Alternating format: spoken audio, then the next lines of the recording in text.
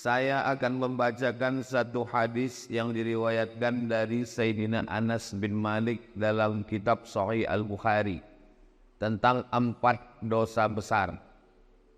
Nabi Muhammad SAW, ajarannya yang pertama adalah jangan syirik. Makanya kalau orang mau masuk Islam, dia mesti bisa mengesampingkan ini semua. Ajaran pertama dalam Islam, la ilaha. Jangan menyembah pokok kayu. Menyembah pokok kayu itu syirik karena menduakan Allah. Kita diajarkan 17 kali sehari semalam, iyyaka na'budu wa iyyaka nasta'in. Ini sekarang banyak orang iyyaka na'budu wa duku nasta'in. Kenapa berdukun itu syirik? Karena dukun-dukun berkawan sama setan. Dukun mintanya ke setan. Saya tak percaya Pak Ustadz dukun itu mintanya ke setan. Buka Quran juz 29. Ada satu surat namanya surat Al-Jin. Kenapa surat Al-Jin? Bapak dengarkan aja pengajian. Ya, terbaik. Karena pengajian subuh ini sudah direkam. Kenapa surat Al-Jin? Karena memang makhluk jin itu ada. Siapa yang tak percaya kepada jin, berarti dia tidak percaya kepada surat Al-Jin. Kalau tak percaya kepada surat Al-Jin, berarti tak percaya kepada Quran. Jadi kalau ada orang mengatakan, kau jangan percaya kepada jin. Loh, memang ada dalam Quran. Yang tidak boleh itu adalah percaya bahwa jin bisa menguasai kita. Itu yang tak boleh. Karena yang berkuasa hanya Allah. La haula wa la quwwata illa billah. Makanya sebelum tidur malam dibaca Al-Fatihah sekali, Qul huwallahu 3 kali, Al-Falaq sekali, An-Nas sekali, ayat kursi sekali, dihembuskan ke tapak tangan, disapukan ke muka, ke kepala, ke badan. Dibacakan Fatihah sekali, Qul huwallahu 3 kali, Al-Falaq sekali, An-Nas sekali, ayat kursi sekali, dihembuskan ke air, diminumkan, dimandikan. Air yang sudah dibacakan ayat-ayat tak boleh dipakai cebok. Diminum habis. Takut saya terkencing-kencing Pak Ustaz, siramkan ke pokok bunga. Kalau terganggu, yang anak gadis, yang cantik-cantik, jangan sombong. Karena tak semua laki-laki itu bisa menerima kenyataan. Nanti sakit hati dia, diganggunya pinggir jalan. Adik, mau tak nikah sama abang? Diam kau kucing kurap, tuih. Diambilnya air liur itu, dibawanya ke dukun. Dukun minta ke setan, dibacakannya mantra. Kakang telinga bosi mulut kesongkang gigi terkunci. Makan mie ayam, nampak muka jantan tu bergelombang. Makan bakso, nampak muka dia. Pas mau makan gulai sate, nampak dia. Siang malam terbayang-bayang, makan tak kenyang, tidur tak lelap, kena pelet. Saya di rumah ada juga pelet ikan koi. Maka anak-anak kita diajarkan membaca-baca. Bang Abdul Wahid pun perlu juga ini, tak perlu kita ajari, dia tamas pesantren. Membaca-baca. Kenapa? Tidak semua orang niat baik, dukun, santet, jin, setan, segala macam. Saya jadi Dewan Juri Musabaqah Tilawatil Quran Kabupaten Indragiri Hulu di Pematang Rebak. Pagi-pagi, pergi saya mau sarapan. Pas mau sarapan dipanggil orang. Ustaz Somad, Ustaz Somad. Ada apa? Saya bilang, tolong Pak Ustadz, ini diganggu jin. Rupanya ada anak gadis perempuan, matanya wow. Orang itu rupanya udah membacakan ayat kursi, jinnya tak keluar. Suruh orang itu saya membaca, tak mungkin saya nolak. Masa LCMA nolak? Gengsi lah. Sebetulnya saya tak pernah meruqyah, tapi karena disuruh ruqyah. Orang itu kenapa jinnya tak keluar? Dibacanya pelan. Allahu la ilaha illa huwal hayyul qayyum. Mana mau dia keluar? Pas disuruh saya bacakan. Karena perempuan tak boleh kita pegang kepalanya. Nah, kalau ada nanti orang ruqyah bilang, ini mesti dipegang. Ini jinnya kuat ini. Itu hantu dia tuh. Saya baca ke telinga sebelah kanan dari jarak jauh. Allahu la ilaha illa. Sadar dia. Entah jin itu takut, entah terlalu kuat, Allahu a'lam. Sehat dia. Alhamdulillah. Sejak itu takut saya. Sejak itu kalau ada orang kerasukan diganggu jin, saya kasih nomor kawan saya. Hubungi nomor ini. Satu hari salah nomor, rupanya nomor BNN. Badan Narkotika Nasional. Bapak Ibu yang dimuliakan. Tapi tidak semua orang itu karena gangguan jin. Ini kadang banyak jamaah ini mengadu ke saya. Ustaz Somad tolong bacakan air Pak Ustaz. Laki saya ini malas sembahyang. Ustaz Somad tolong bacakan air Ustaz. Laki saya ini selingkuh. Lama-lama saya mikir, kenapa semua salah jin? Pas kita bacakan ayat kursi diminumnya, tak ada reaksi. Memang dia tidak terganggu jin. Laki kau gatal. Sikit-sikit salah jin, sikit-sikit salah jin. Karena kita kasihan juga sama jinnya. Nanti lama-lama keluar KPJ, Komisi Perlindungan Jin. Saking banyaknya jin yang teraniaya. Bahkan jin pun udah banyak yang pensiun. Kata jin, aku udah tak menggoda manusia lagi. Lebih parah pula orang itu dari aku lagi, kata dia. Bapak Ibu yang dimuliakan Allah. Dibawalah Ustadz Ruqyah ke rumah sakit. Sampai di rumah sakit, dibaca Ustadz nilai ayat kursi. Allahu la ilaha illa huwal hayyul qayyum. Diludahinya Ustadz. Apa kata dia? Sesama jin dilarang saling mengusir. Rupanya ulah yang membaca itu 11-12 sama yang dibaca.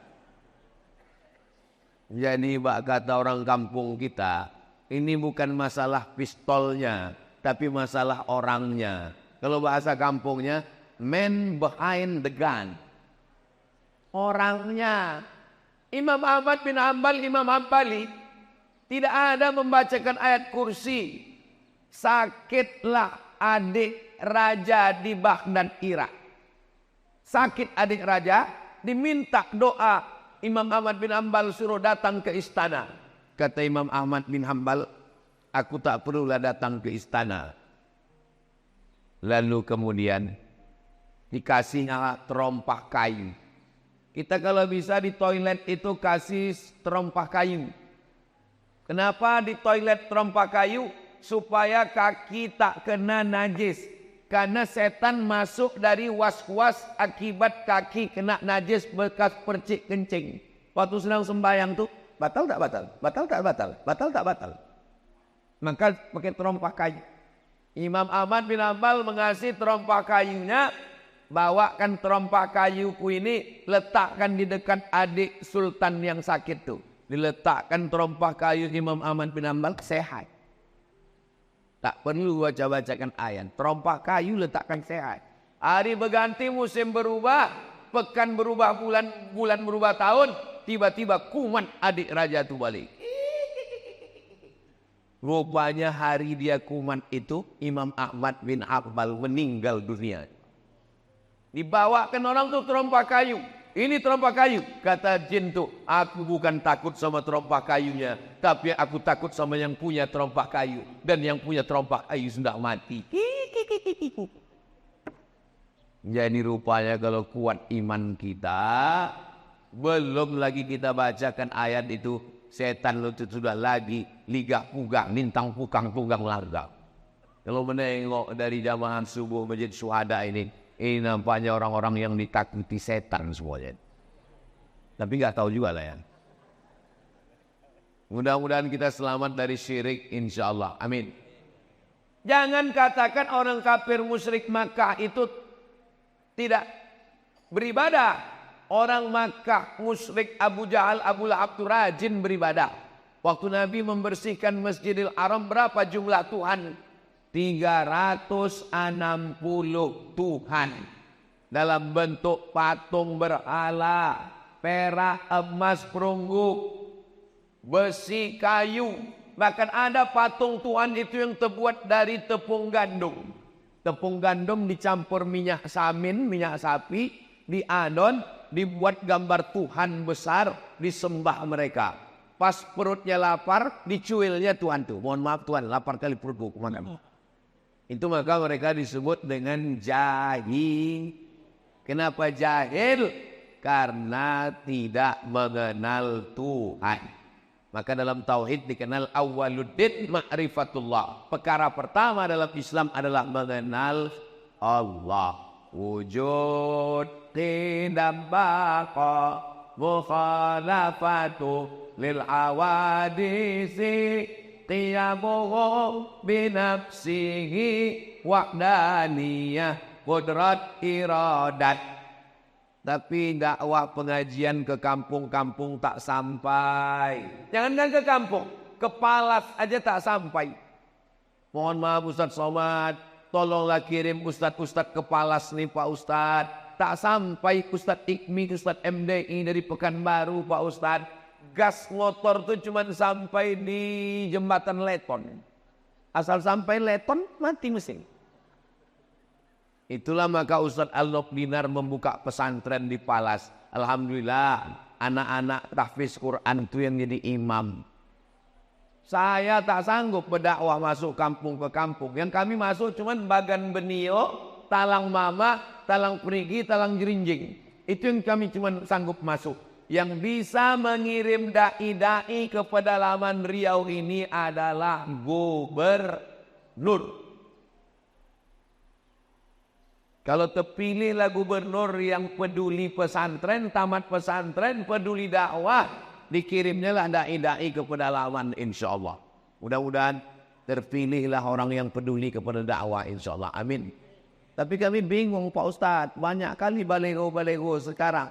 Kalau tuan sholat Jumat jangan lupa bawa kain. Kalau udah ada yang ada gambar Ustadz Somad jangan lagi ke yang lain.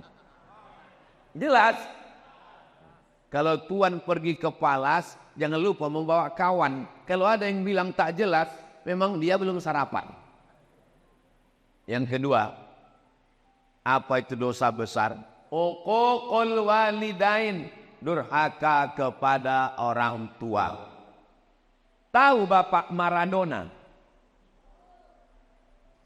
Maradona ditanya, siapalah orang yang paling kau idolakan Maradona? Kata Maradona, ayahku melepuh keringatnya mencari makan untuk aku. Lalu kemudian dia balik ke rumah. Ayah Maradona itu kuli. Balik dia ke rumah. Dia bilang, kami tanya, ayah dari mana? Aku dari jalan-jalan tadi, kata dia. Karena dia ingin menyenangkan hati kami. Dibelikannya aku bola. Dialah yang pertama kali membelikan aku bola, menyuruh aku ke lapangan bola. Tak layak aku membanggakan orang lain. Sementara ayahku yang sudah berpeluh keringat, darah, air mata, membelikan bola untuk aku. Jadi Maradona itu mungkin akidahnya tak sama dengan kita. Tapi pasal kepada orang tua, dia termasuk orang yang berbakti kepada orang tua. Saya tidak mengajak Bapak Ibu suka sama Maradona. Tak suka ya tak apa-apa. Kita bebas, kita demokrasi kok. Tapi jangan caci maki, sumpah serapah, ejek mengejek, bully membuli. Begitu juga dalam hal masalah pilkada ini. Jangan, beda biasa. Tapi jangan caci maki, sumpah serapah. Kalaupun ngejek, hati-hati juga. Ini survei kan udah 35%. Susah mengejarnya. Kalaupun ngejek, ya sekedarnya aja lah. Susah nanti memperbaiki hubungan kita. Saudaraku yang dimuliakan Allah Subhanahu wa Ta'ala. Jadi masalah orang tua, mudah-mudahan anak-anak kita ini semua anak-anak yang berbakti kepada orang tua insyaallah. Amin. Yang ketiga, yang dosa terbesar itu adalah qatlun nafsi, membunuh. Membunuh, benci, sakit hati sama orang, sewa preman, tabrak, mati, kecelakaan, padahal membunuh. Sakit hati sama orang, pergi ke dukun, santet, dibunuh pakai jin. Jin bisa membunuh. Sahabat Nabi ada yang meninggal dibunuh jin. Namanya Sa'ad bin Ubadah. Dibunuh jin di dalam toilet. Memang udah sampai ajalnya, mati syahid. Kita sebelum masuk ke toilet, Allahumma inni a'udzubika minal khubusi wal khaba'is. Begitu kita bacakan Allahumma inni a'udzubika, maka langsung badan kita itu dipasang Allah penutup, sehingga jin setan yang ada di toilet itu tak bisa menengok kita. Saya pergi ke stasiun kereta api Pringsewu. Bahasa Jawa sewu itu artinya apa? Simu. Sewu, simu. Pringsewu, stasiun kereta api 1000 kamar yang ada di Semarang. Sampai di atas, kereta api ini punya Belanda. Sampai di atas saya ditunjukkan sama guide-nya, Ustaz Somad, ini ruangan jenderal Belanda. Toiletnya di luar. Jadi rupanya Belanda itu dulu tahu toilet itu tempat setan, dibuatnya jauh-jauh. Itu beda orang dulu sama orang sekarang. Orang dulu makannya di rumah, buang air besarnya di luar. Orang sekarang makannya di luar, buang air besarnya di kamar. Ustaz Somad ini ngomong gitu macam toilet dia tidak di rumah aja. Toilet saya di rumah, tapi ada dindingnya, ada pintunya. Ditutup, mau tidur malam ditutup. Baca doa, mau masuk ke dalam Allahumma inni a'udzubika minal khubuthi wal khaba'is, dipasang Allah semacam protek pelindung, tertutup badan kita ini semua. Jadi orang yang tak baca doa Allahumma inni a'udzubika minal khubuthi wal khaba'is, masuk ke toilet, ditengok jin, ditengok hantu, ditengok setan. Syukur-syukur setan itu kalau cuma nengok, kalau dia streaming, hidup aja kamera, ditonton semua sama kawan-kawannya. Masa setan itu canggih juga punya handphone macam kita Pak Ustaz? Baca buku Isa Daud dari Mesir. Judulnya Al-Hiwar Ma'ajinnil Muslim. Teknologi jin lebih canggih daripada teknologi zaman kita sekarang. Mana buktinya? Jin Ifrit. Jin Ifrit sanggup memindahkan kursi Balqis dari Yaman ke Palestina sebelum Nabi Sulaiman berdiri. Kata Nabi Sulaiman, ayyukum ya'tini bi'arsyiha qabla an ya'tuni. Siapa yang sanggup membawa kursi Balqis dari Yaman ke Palestina 3000 km sebelum Ratu Bilqis sampai, apa kata jin Ifrit? Ana atika bi qabla an taquma min maqami.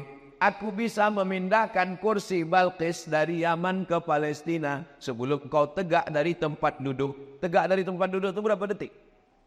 5 detik kalau tak kena osteoporosis. Cobalah tegak. 1, 2, 3, 4, 5. Pindah kursi Balqis. Ada sekarang orang yang bisa memindahkan ini 5 detik ke Palestina? Tak ada. Kalau ada kita minta jasa dia memindahkan supaya Benyamin Netanyahu itu pindah ke Damai Langgeng. Sampai sini baru kita gulai dia. Asam podeng. Uquful walidain, durhaka pada orang tua yang keempat. Pertama, syirik. Kedua, durhaka orang tua. Yang ketiga, membunuh. Yang keempat, syahadatuz zur, kesaksian palsu. Jangan bersaksi palsu. Saya nggak pernah bersaksi palsu Pak Ustaz. Orang kalau sudah disebut saksi palsu, bayangan dia di pengadilan, ditanya hakim, apakah saudara melihat peristiwa ini? Saya melihat Pak Hakim, padahal dia tak menengok.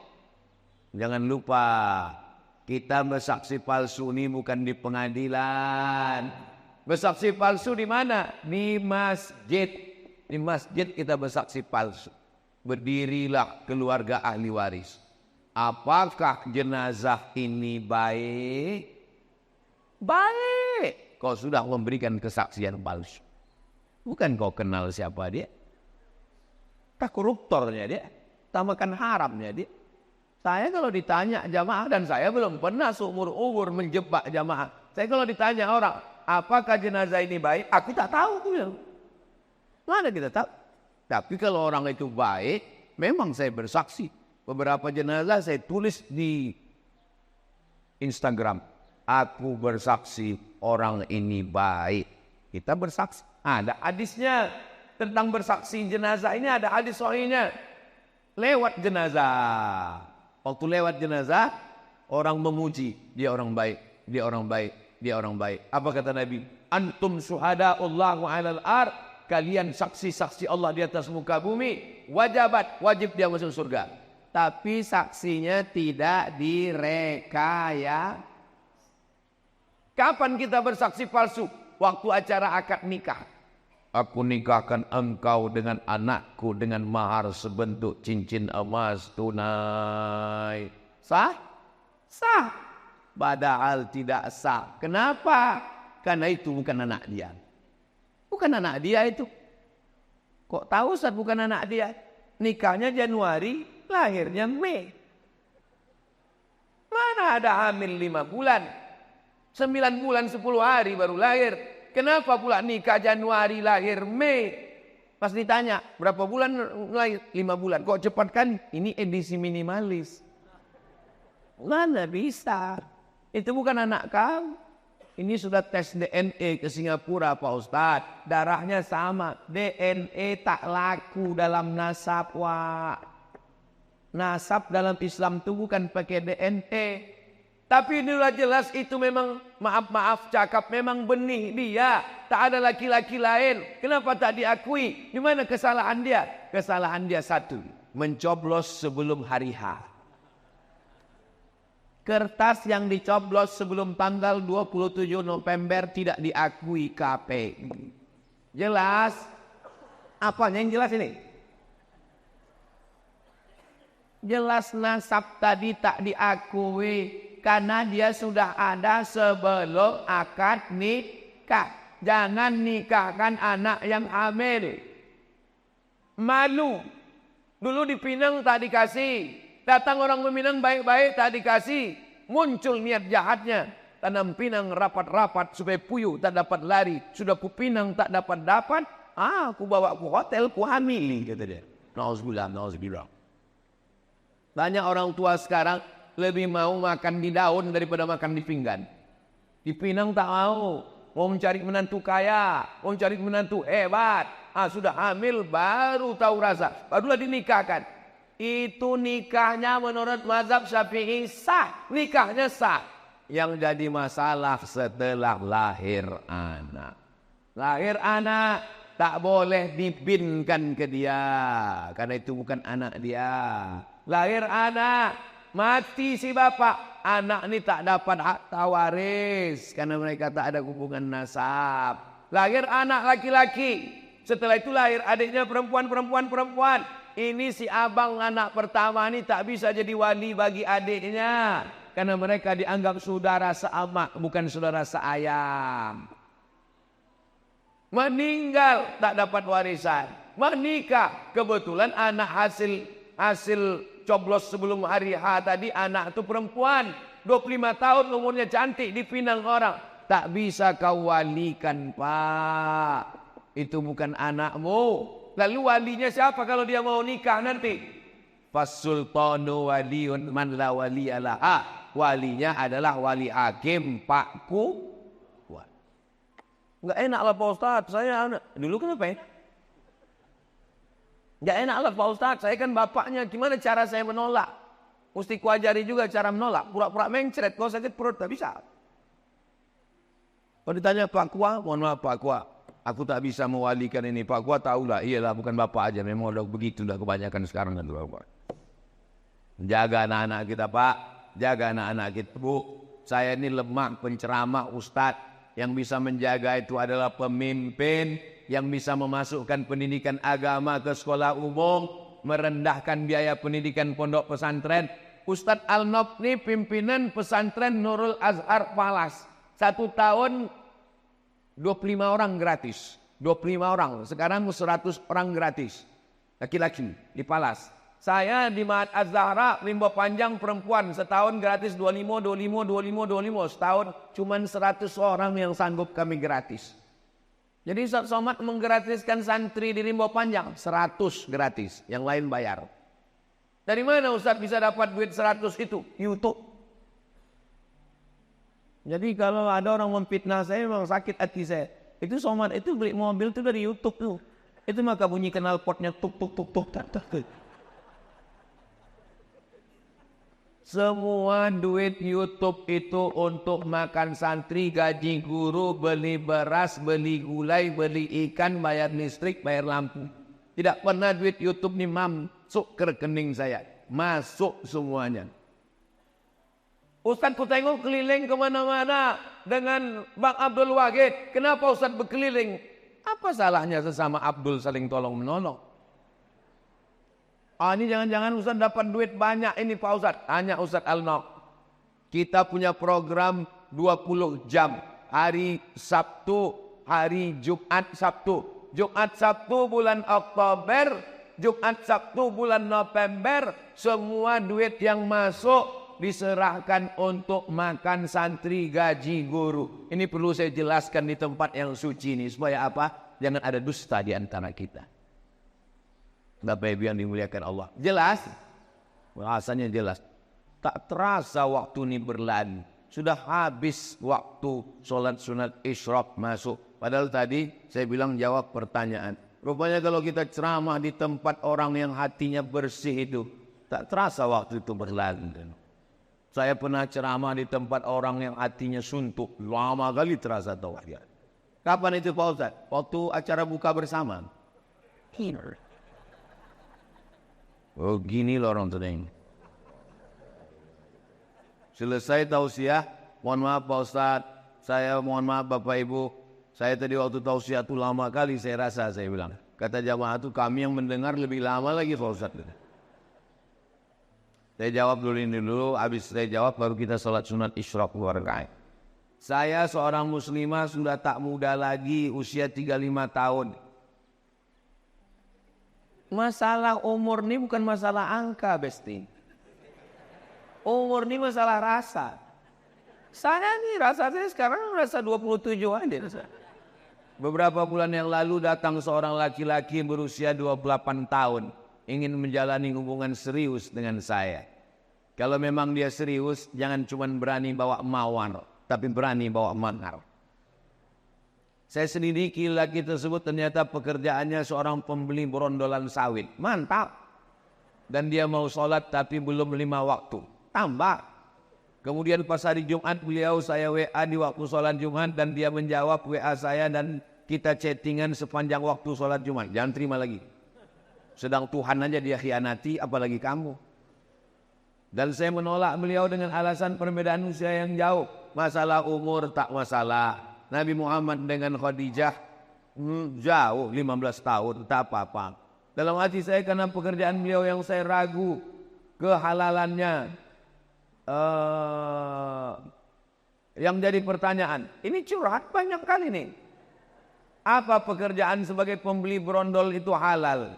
Jual belinya sah, pekerjaannya halal. Selama tidak ada unsur tipu, tidak ada unsur kazib bohong, tidak ada unsur zulm aniaya, maka jual beli berondol sah.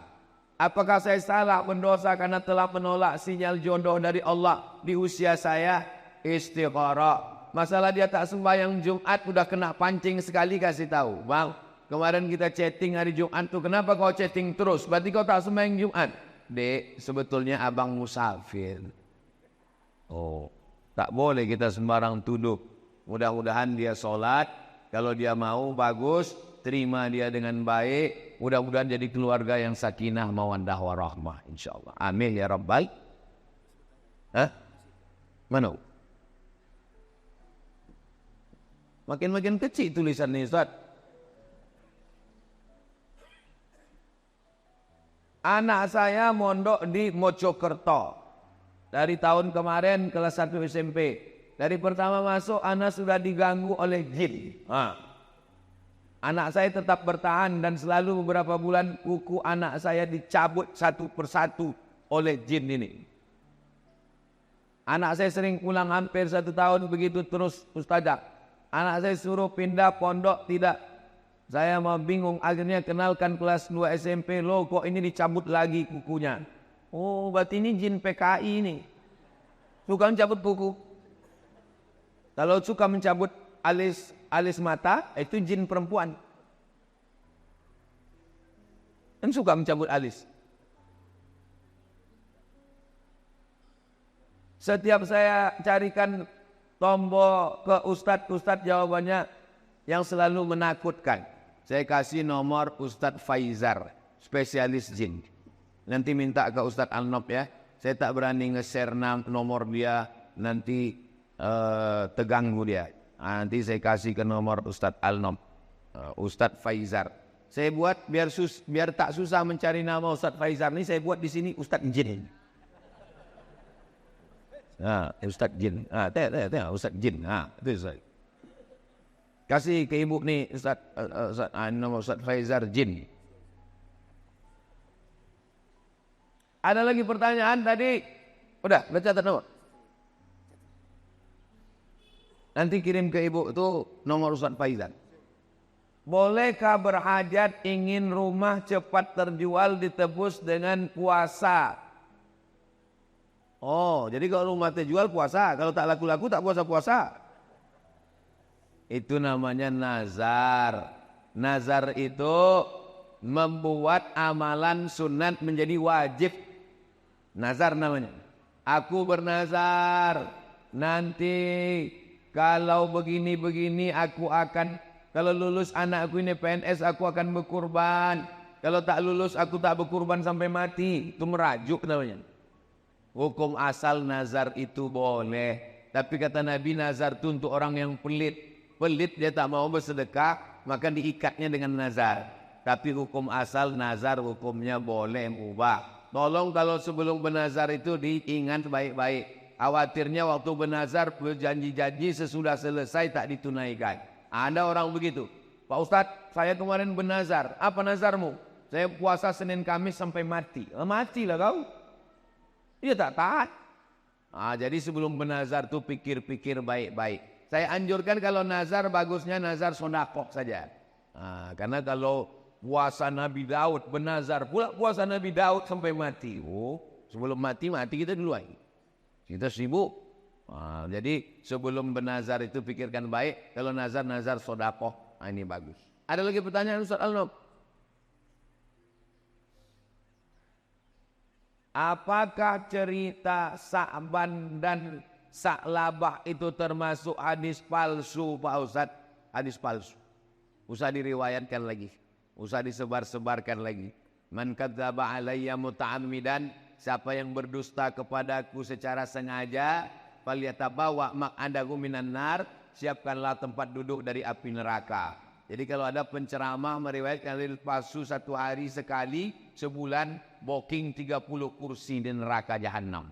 Hati-hati meriwayatkan hadis, kalau tak betul-betul sahih, tanyakan kepada ahlinya. Mudah-mudahan kita selamat dunia akhirat insyaallah.